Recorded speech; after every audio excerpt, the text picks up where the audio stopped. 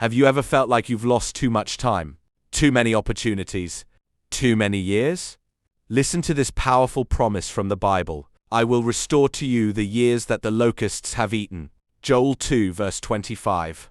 God is saying that your past losses do not define your future. The time you think was wasted, the opportunities you missed, and the setbacks you faced can all be restored by His power. Don't give up. God is able to bring back joy, purpose, and blessings into your life. What seems lost today can become your testimony tomorrow. Comment Amen if you believe God will restore your years. Subscribe for more daily Bible encouragement.